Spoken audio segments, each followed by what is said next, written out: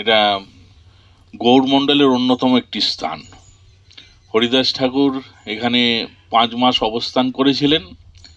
চাতুর্মাস্য ব্রত সম্পূর্ণ করে আর 1 মাস অঘ্রাণ মাসটা উনি ছিলেন। এই সামনের পূর্ণিমা গেল পৌষী পূর্ণিমা, তার আগের পূর্ণিমা অঘ্রাণী পূর্ণিমাতে মহাপ্রভু এখানে শুভ পদার্পণ করেছিলেন। মহাপ্রভু যখন জানতে পারলেন, মহাপ্রভু সন্ন্যাস নিয়ে নীলাচলে অবস্থান করছিলেন, যখন জানতে পারলেন হরিদাস ঠাকুর, উনি তো সবসময় খবর নিতেন হরিদাস কোথায়, হরিদাস তার প্রাণ ছিল, তা বললেন হরিদাস ঠাকুর এখন কুলিন গ্রামে আছে। মহাপ্রভুর পার্শ্বদের মধ্যে কুলিন গ্রামবাসী ভক্তবৃন্দ এবং শ্রীখণ্ডের ভক্তবৃন্দ বিশেষ মহাপ্রভুর প্রিয়ভাজন ছিলেন। তাই জন্য মহাপ্রভু যখন জানতে পারলেন কুলিন গ্রামে আছেন, তখন মহাপ্রভুর ইচ্ছা হলো তাহলে আমি কুলিন গ্রাম যাব। ওরা তো বারবার করে ডাকে, মালাধর বসু বা তার পুত্র সত্যরাজ খান আদি ওখানে অনেক পার্শ্বদবৃন্দের অবস্থান ছিল।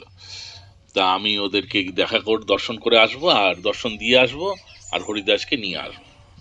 তো সেই উদ্দেশ্যে উনি এসেছিলেন, এসে এখানে 3 রাত্রি অবস্থান করেছিলেন মহাপ্রভু। এবং হরিদাস ঠাকুরকে নিয়ে তিনি আমাদের এটা তো গ্রামের শেষ প্রান্ত। আপনারা জানেন হরিদাস ঠাকুর মানে ভজনানন্দী ছিলেন, উনি নির্জনে ভজন করতে ভালোবাসতেন। তবু মহাপ্রভু ওনাদের আজ্ঞা দিয়েছিলেন, শোনো শোনো নিত্যানন্দ, শোনো হরিদাস, আমার আজ্ঞা সর্বত্র করহ প্রকাশ, প্রতি ঘরে ঘরে গিয়ে মাঙ্গই ভিক্ষা, বলো কৃষ্ণ ভজ কৃষ্ণ করো কৃষ্ণ শিক্ষা। তো প্রচার কে করবে? যিনি আচার করেন। আচারবান প্রচারক হওয়া চাই। যিনি আচার করেন না তিনি প্রচার করতে পারেন না। তাই রূপ সনাতন হরিদাস ঠাকুরকে বলেছিলেন, কেউ করে আচার না করে প্রচার, কেউ করে প্রচার না করে আচার, তুমি জগতের গুরু, তুমি জগতের আর্য, তুমি দুটো কাজই করো, তুমি আচার করে প্রচার করো। তো এরকম ভাবে রূপ সনাতন ওনারা মহাপ্রভু হরিদাস ঠাকুরের স্তুতিতে এটা বলেছিলেন। তাই জন্য মহাপ্রভু দেখলেন যে এটা তো নগরের একদম শেষ প্রান্ত, নগরের মধ্যিখানে উনি হরিদাস ঠাকুরকে নিয়ে গেলেন। এবং সমস্ত ভক্তরা যখন জানতে পারলেন মহাপ্রভু এসে, সামনে যে আপনারা দিঘিটা দেখছেন ওই ডোবা মতো, ওখানে মহাপ্রভু এসে হাত মুখ ধুয়েছিলেন, ওটা চৈতন্য ডোবা বলে পরিচিত। আর এই পুকুরটাকে বলে হরিদাস দিঘি। তা আমরা আগে যারা ছিলেন এটা তারা মাছ চাষ করতেন, কিন্তু আমরা গৌরীয় মঠের থেকে এটা হাতে নেওয়ার পর থেকে আমরা এখানে পদ্ম ফুলের চাষ করা হয়, ঠিক আছে। তো সেরকম ভাবে এখানে হরিদাস ঠাকুরকে নিয়ে বললেন নগরের শেষ প্রান্তে করলে সকলে এসে উঠতে পারবে না, নগরের মধ্য প্রান্তে আমরা সেখানে গেলেন। এবং মহাপ্রভু নিজে হাতে একটি কেলি কদম্ব বৃক্ষ, যেটা বৃন্দাবনের সেই বৃক্ষ, এখানে রোপণ করেছিলেন। সেই বৃক্ষটি এখনো আছে, আমরা দর্শন করেছেন? আছে, এখানে প্রথম এসেছেন। এখানে অনেকগুলো দর্শনের জায়গা আছে, যেমন গোপাল মন্দির, যেখানে রাধারানী এবং ললিতা সখীর সহিত ভগবান শ্রীকৃষ্ণ গোপাল রূপে বিরাজ করছেন। সামনে গোপাল দিঘি। কথিত আছে যে সেই এটাকে গুপ্ত বৃন্দাবনও বলা হয়। বৃন্দাবনের সেই লীলা এখানেও হয়েছিল। যেমন যখন ভগবান শ্রীকৃষ্ণ জন্মাষ্টমীর শুভ রাত্রিতে আবির্ভূত হয়েছিলেন, যখন বললেন বসুদেব আমাকে নন্দালয়ে দিয়ে এসো, তখন তিনি ওই চুবড়ি করে যখন নিয়ে যাচ্ছিলেন, যমুনার জল স্ফীত হয়েছিল, এত প্রবল উত্তাল হয়েছিল, দেখে বসুদেব নামতে ভয় পাচ্ছিলেন। তখন যোগমায়া দেবী একটি শৃগালের রূপ ধারণ করে আসেন, এবং সেই শৃগালটা খুব সুন্দরভাবে যখন যমুনা পার হয়ে গেলেন, তখন শৃগালটা যখন পার হয়ে যেতে পারে তা আমি তো পার হতে পারবো, তখন তিনি যমুনায় নেমেছিলেন। তা সেই যোগমায়া দেবীর মন্দির আছে, সেটাকে বলে শিবানী মন্দির, শৃগাল রূপে দেবী রয়েছেন আর কি এখানে, সেটাও দর্শন করবেন। এটা হাটতলার কাছে। আর গোপাল মন্দির রয়েছে, আর গোপালের আগে রয়েছেন গোপেশ্বর মহাদেব, হ্যাঁ, যার কৃপা না হলে ভগবানের লীলা দর্শন হয় না। বৃন্দাবনে যিনি গোপেশ্বর রূপে রয়েছেন তিনি এখানেও রয়েছেন। আর জগন্নাথ মন্দির, যখন মহাপ্রভুর নির্দেশ অনুযায়ী এনারা তো প্রত্যেকবার যেতেন পুরীতে, মহাপ্রভুর নির্দেশ দিয়েছিলেন নীলাচলে রথযাত্রার সময় তোমরা আসবে। তখনকার দিনে এখনকার মতো তো সুবিধা ছিল না, পদব্রজে পায়ে হেঁটে নীলাচল যেতে 1 মাস সময় লাগতো। ওনারা 4 থেকে 5 মাস ওখানে থাকতেন, আবার 1 মাস আসতেন, মানে 6-7 মাস তাদের এই মহাপ্রভুর সঙ্গতেই কেটে যেত, যেতে আসতে 2 মাস, আর মহাপ্রভুর সাথে 4 থেকে 5 মাস থাকতেন। তাই জন্য তারা গৃহস্থ হয়েও সন্ন্যাসীদের থেকেও তারা শ্রেষ্ঠ ছিলেন, তাই জন্য মহাপ্রভু সেই গৃহস্থ বৈষ্ণবদের হাতে প্রসাদ পেতেন। সন্ন্যাসীদের নিয়ম আছে যে গৃহস্থদের হাতে পাবেন না, কিন্তু তারা গৃহস্থ হয়েও গৃহস্থ নয়, সন্ন্যাসীদের পরিব্রাজক অবস্থায় তারা থাকতেন। আর তারা তো সাধারণ কেউ নয়, ভগবানের প্রিয় পার্শ্বদ, তাদেরকে নিয়ে এসেছিলেন ভগবান। তো এইভাবে সেখানে ওই কেলি কদম্ব বৃক্ষটি মহাপ্রভু নিজে হাতে রোপণ করেছিলেন। সেই স্থানটা আপনারা অবশ্যই দর্শন করবেন। এটা ওই গোপাল মন্দির আর জগন্নাথ মন্দিরের পাশেই, বেশি দূরে না। আরেকটা জিনিস আপনারা দর্শন করবেন, জগন্নাথ মন্দিরটা, হ্যাঁ, যখন ওনারা সব বৃদ্ধ হয়ে গেলেন, আসতে পারছেন না, তখন মহাপ্রভু নিত্যানন্দ প্রভুকে বললেন, তুমি আমার সাথে নীলাচলে থাকলে গৌরবঙ্গের প্রচারটা কি করে হবে?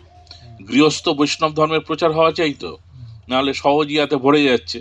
তাই জন্য তুমি গৌরমণ্ডলে গিয়ে গৃহস্থ বৈষ্ণব ধর্মের প্রচার করো। নিত্যানন্দ প্রভু চলে এলেন খড়দাতে, তারপর চারিদিকে প্রচার করতে করতে যখন এখানে এলেন, দেখলেন এর বৃদ্ধ অবস্থা। মহাপ্রভু বললেন, তো ওনাদেরকে আর পুরী আসতে হবে না, অসমর্থ হয়ে যাচ্ছে শরীরে, তুমি ওখানে জগন্নাথ মন্দির প্রতিষ্ঠা করো।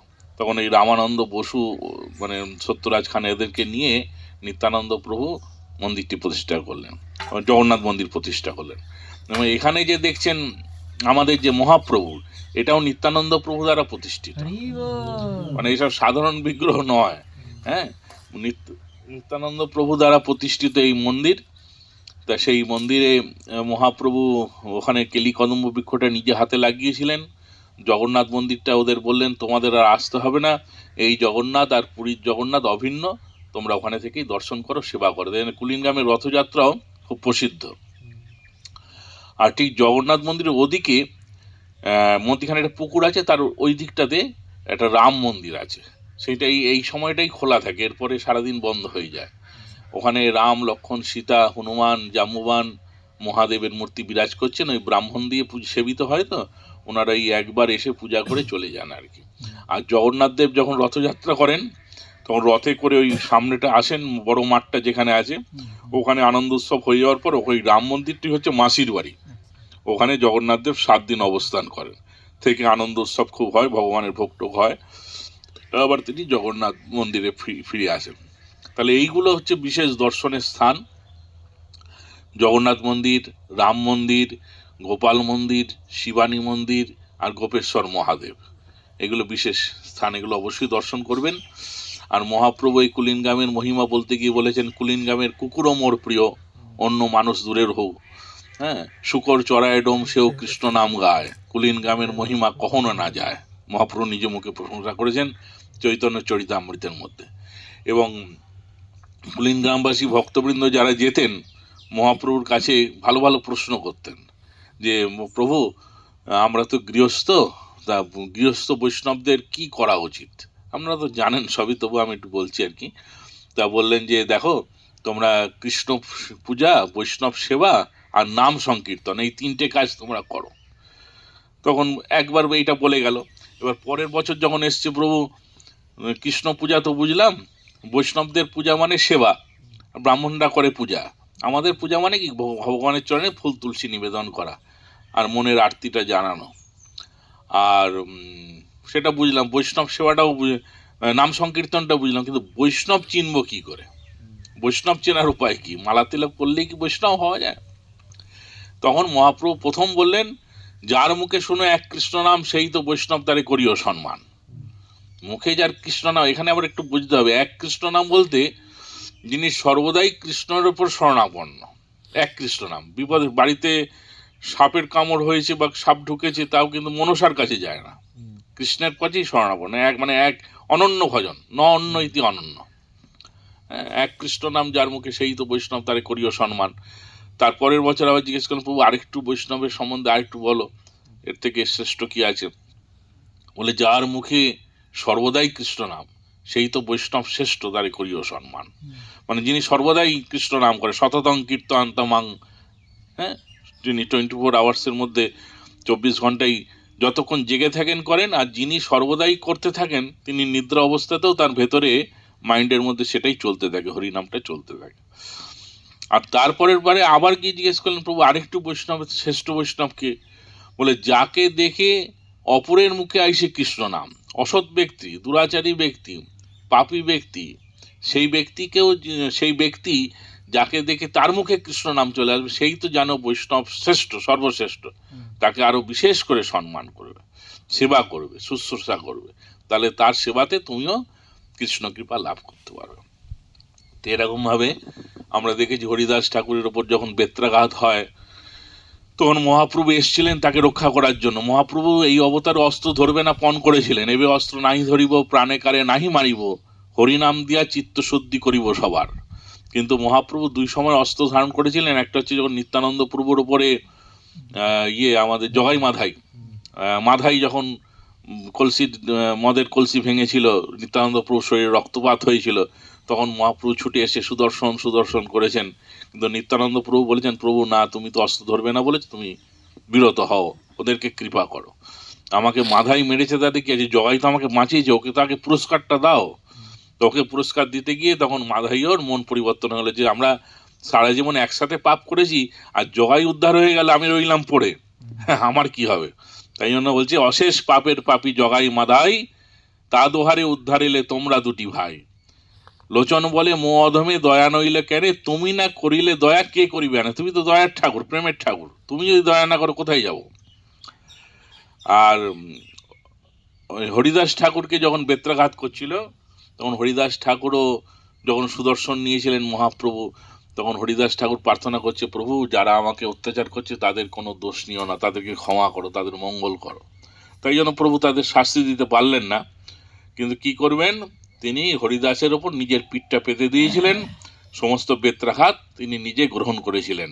যে ভক্ত আমার শরণাপন্ন তার সমস্ত দুঃখের ভার আমি গ্রহণ করে থাকি, সেটা মহাপ্রভু দেখিয়েছিলেন। শিবাস ঠাকুরের বাড়িতে যখন মহাপ্রভু ওই সাতপ্রহরীয়া ভাব হয়েছিল, সপ্তপ্রহর ধরে সিংহাসনে বসে আমি ভগবান বলে নিজেকে প্রচার করলেন এবং দেখালেন। যার সাথে যা ঘটনা ঘটেছিল ডেকে ডেকে বলছে, এই একদিন তুমি ঝড়ের রাতে জবনরা যখন অত্যাচার করতে এসেছিল, পালাচ্ছিল, মনে আছে? নৌকা ছিল না, মাঝি ছিল না, আমি এসছিলাম। তারপর হরিদাস ঠাকুরকেও বলছে যে, হরিদাস তোমার মনে আছে যখন বেত্রাঘাত হয়েছিল, তা তোমার কি আঘাত লেগেছিল?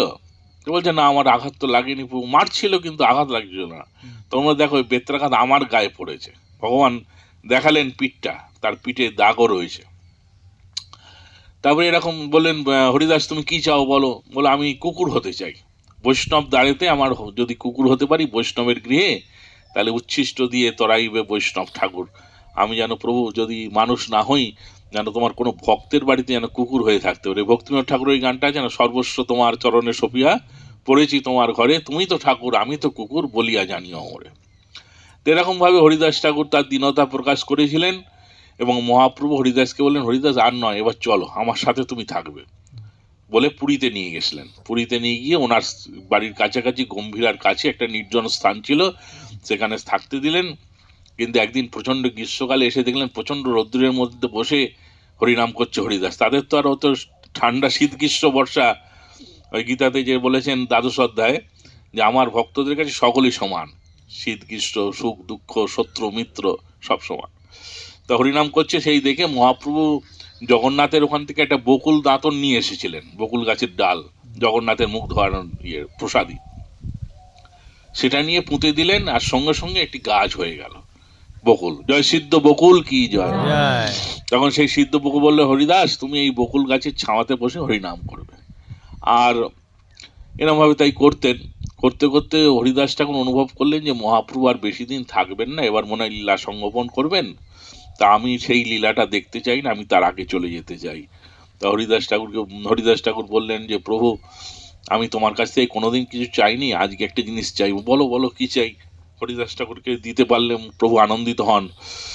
বললেন, আমি এবার চলে যাব, তুমি আমাকে কৃপা করো। তুমি চলে গেলে আমি কার মুখে নাম শুনবো? নাম কার মুখে শোনে? শুদ্ধ ভক্তের মুখে ভগবান নাম শোনে।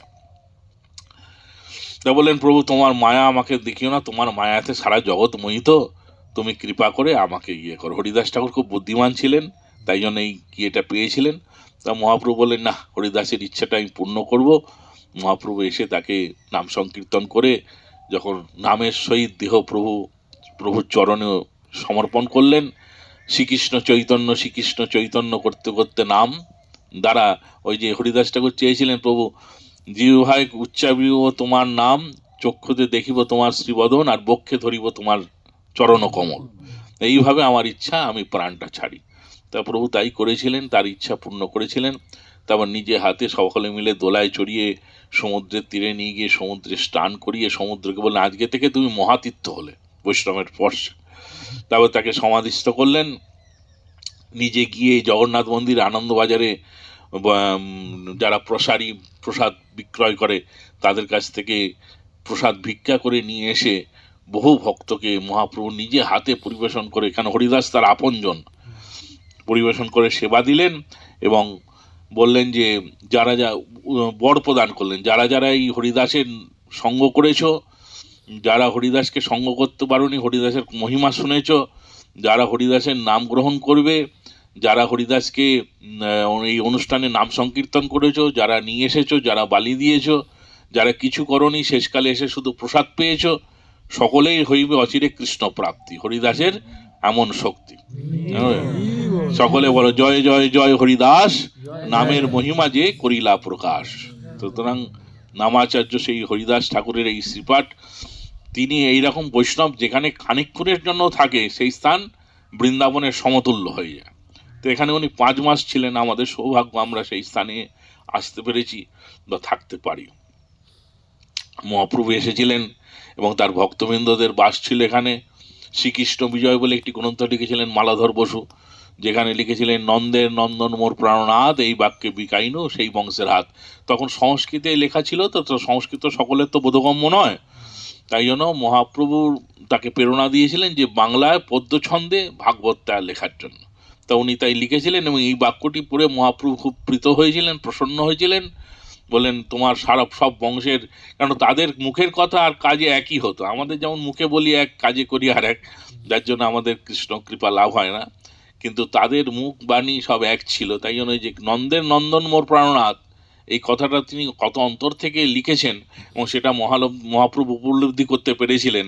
তাই জন্য বলছে এই বাক্যে বিকাইনু সেই বংশের হাত, তাদের সমস্ত বংশকে আমি উদ্ধার করে দেবো ভক্তি দিয়ে। যারা এইরকম কথা লেখে, নন্দের নন্দন আমার প্রাণনাথ, মহাপ্রভু খুব প্রীত হয়েছিলেন। তো সেই মালাধর বসুর রচিত শ্রীকৃষ্ণ বিজয় গ্রন্থটি উপলব্ধি ছিল, আমাদের দিয়ে শেষ হয়ে গেছে সেদিনকে। আর একটা আছে বৈষ্ণব তীর্থ কুলিন গ্রাম, এখানে বৈষ্ণবদের যে যে তীর্থগুলো আছে, যদি আমরা নিতে চান সেই গ্রন্থটি আমার কাছে আছে। আর শ্রীকৃষ্ণ বিজয় গ্রন্থটা শেষ হয়ে গেছে। এই সেনকে থেকে আমাদের 500 ভক্ত এসেছিল সিঙ্গুর থেকে, তারা অনেকেই নিয়ে গেছেন, আবার আনা হবে, দেওয়া হবে।